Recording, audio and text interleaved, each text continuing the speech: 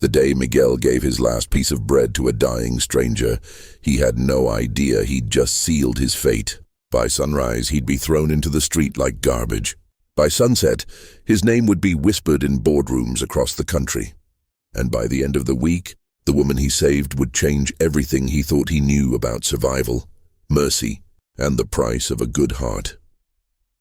This is what happens when kindness costs you everything, and then gives it all back. The wind carried dust like a curse through the forgotten village of San Rafael, a place so poor that even hope seemed too expensive to keep. The houses leaned against each other like broken teeth, their wooden walls split by years of neglect and weather that showed no mercy. Here, survival wasn't living, it was just not dying fast enough. Miguel was 7 years old, but his eyes belonged to someone much older. They'd seen hunger that gnawed at your stomach until you couldn't sleep. They'd witnessed cold that turned your bones to ice. They'd learned that love was a luxury, and in his stepmother's house, luxuries didn't exist. Rosa, his stepmother, wore cruelty like a second skin. After Miguel's father died, crushed under a collapsed roof he'd been too poor to repair properly, she'd kept the boy, only because throwing him out immediately would have made the neighbors talk. But she made sure he knew every single day that he was a burden she couldn't afford. Miguel learned to make himself small, to eat scraps without complaint, to sleep on a mat so thin he could feel every splinter in the floor beneath, to ask for nothing, because nothing was all he'd ever receive. But his father had taught him something Rosa couldn't beat out of him. Your heart is the only thing in this world that truly belongs to you. Don't let them take it. On that particular morning, the sun rose angry and red, painting the sky the color of an old wound. Miguel was walking back from the well, carrying water that sloshed against the sides of a cracked bucket, when he saw her. The old woman sat slumped against a dead tree, her body so still she could have been mistaken for a pile of rags. Her skin had the gray pallor of someone dancing on death's doorstep. The lips were cracked and bleeding. Her breathing came in shallow gasps that sounded like they hurt. Miguel stopped. He knew what happened to people who looked like that. They died. Usually quietly, usually alone, usually unmourned. The village had learned not to see them anymore. Poverty had taught everyone to look away from suffering they couldn't afford to ease, but Miguel couldn't look away. The water in his bucket would have gotten him. Through the next 2 days, the piece of hard bread wrapped in cloth at his waist was supposed to be his dinner, his only meal until Rosa decided he'd earned another. Giving them away meant going hungry, going thirsty, facing punishment if Rosa found out. But the woman's eyes found his, and something in them made the decision for him. Miguel knelt in the dust and offered her the water first. She drank slowly, painfully, like someone relearning how to be human. Then he unwrapped the bread, stale, tough enough to break teeth but food nonetheless, and placed it in her trembling hands. "Why?" she whispered, her voice like stones grinding together. "Because my papa said the only sin worse than starving is watching someone else starve when you have food." The woman's eyes filled with tears that didn't fall. She studied Miguel's face like she was memorizing it, or maybe trying to understand how someone so young, so obviously suffering himself, could still choose mercy. "What's your name, child?" "Miguel." "Miguel," she repeated, tasting the syllables. "That's a good name for a good heart." He wanted to stay, wanted to make sure she'd be all right, but the sun was climbing and Rosa would be waiting. He ran back toward the house, his stomach already cramping with hunger. The bucket empty of the water he was supposed to bring home. Rosa was waiting at the door, arms crossed, eyes like flint. "Where's the water?" Miguel's mouth went dry. And your dinner? Where's the bread?" The lie died in his throat. He'd never been good at lying, and Rosa could smell dishonesty like blood in water. "I gave it to someone," he admitted quietly. The slap came so fast he didn't see it. His cheek exploded in stars of pain. "He tasted copper. You gave it away." "Our food, our water?" Rosa's voice climbed higher with each word shrill enough to shatter glass. "You ungrateful, stupid little parasite." She was dying. I don't care if she was the Virgin Mary herself. Rosa grabbed him by the collar, her fingers digging into his skin like claws. You think you're some kind of saint? You think your charity feeds us, clothes us, keeps this roof over our heads? I'm sorry. Sorry doesn't fill stomachs, Miguel. Sorry doesn't pay for your worthless existence. She threw him backward. He stumbled, catching himself against the wall. Your father was the same, always giving, always helping, and where did it get him? Dead in the dirt, leaving me with a burden I never asked for. Miguel's eyes burned, but he refused to cry. Not in front of her, not anymore. If you love helping strangers so much, Rosa said, her voice dropping to something colder than screaming, then go live with them. What? You heard me. Get out. Miguel's heart stopped. But you get out. Rosa screamed, and this time her hand found a wooden spoon that she swung like a weapon. If you want to play the generous fool, do it somewhere else. This house is for people who want to survive, not saints who want to starve. She shoved him toward the door. Miguel stumbled into the street, the dust rising around him like smoke. Behind him the door slammed shut. The sound of the bolt sliding into place was the loneliest noise he'd ever heard. Neighbors watched from windows but didn't intervene. Some shook their heads. Others looked away. This was how things worked in San Rafael. You survived by minding your business, and other people's tragedies weren't your concern. Miguel stood in the empty street, 7 years old and suddenly homeless. His cheek still throbbing from the slap, his stomach empty, his heart somehow both broken and still stubbornly beating. The sun climbed higher. The dust settled, and Miguel had nowhere to go. He walked without direction, his bare feet kicking up small clouds with each step. The village felt different now, smaller, meaner, like a trap he'd only just noticed. He found himself moving toward the tree where he'd left the old woman, though he didn't know why. Maybe to see if she was still alive. Maybe because she was the only person in the world who'd called his heart good. She was still there, propped against the tree, but she looked different now. The bread was gone. The color had returned slightly to her face, and her eyes, when they found him, were clearer than before, sharper, like fog lifting to reveal something unexpected underneath. Miguel, she said, not surprised. You came back. I have nowhere else to go, he admitted. And then, because the dam had finally broken, he told her everything. The words poured out, his father's death, Rosa's cruelty, the slap, the door slamming, the loneliness that felt like drowning on dry land. The woman listened without interrupting. When he finished, she was quiet for a long moment. That woman, she finally said, doesn't understand what she just threw away. It doesn't matter now. Oh, it matters very much. Because, Miguel, I need to tell you something. She shifted, sitting up straighter, and suddenly she didn't look quite so frail anymore. My name is Catalina Vega. The name meant nothing to Miguel. He stared at her blankly. I own 47 businesses across this country, Catalina continued. Factories, farms, textile companies, shipping operations. My late husband and I built an empire from nothing. When he died, I couldn't stand the emptiness of our mansion anymore, so I left. I wanted to see if there was still kindness in this world, or if poverty had finally killed it. Miguel's mouth fell open. I've walked through dozens of villages, Catalina said quietly. I've sat hungry in streets, collapsed in plazas, begged at church steps. And do you know how many people helped? Three people in 6 months. And one of them was a 7-year-old boy who gave me his last bread and his only water, even though it would cost him everything. I don't understand. You will. Catalina stood, and though she moved slowly, there was a strength in her now that hadn't been there before. Wait here. She walked to the road and pulled out something Miguel hadn't noticed. A small device, sleek and expensive looking. She pressed buttons, spoke quietly, and within minutes, a black car appeared on the horizon. It wasn't just any car. It was the kind of vehicle that didn't belong in San Rafael, so expensive and clean it looked like it had driven out of a different world entirely. The driver stepped out, rushing to Catalina's side. Señora Vega, we've been searching everywhere. I know. I'm ready to go home now. She turned to Miguel. And he's coming with me. The driver looked at the small, dirty boy with confusion, but asked no questions. When Catalina Vega gave an order, you didn't debate.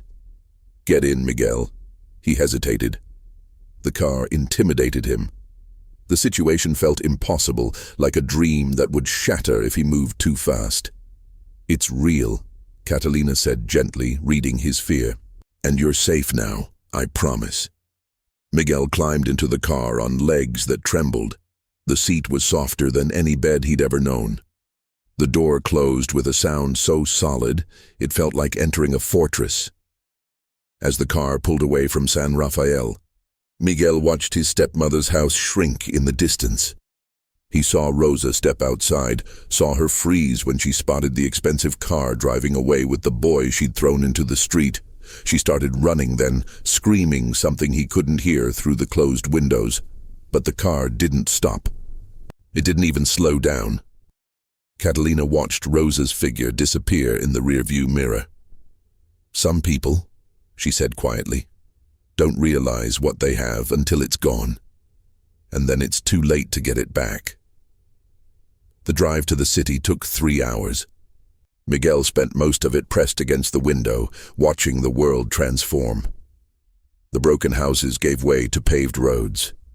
The dirt paths became highways. The poverty that had seemed like the only reality he'd ever know turned out to be just one small, forgotten corner of a much larger world. When they finally arrived at Catalina's mansion, Miguel couldn't process what he was seeing. The house, no, the estate, was bigger than his entire village. Gardens spread out like oceans of green. Fountains danced in the late afternoon light.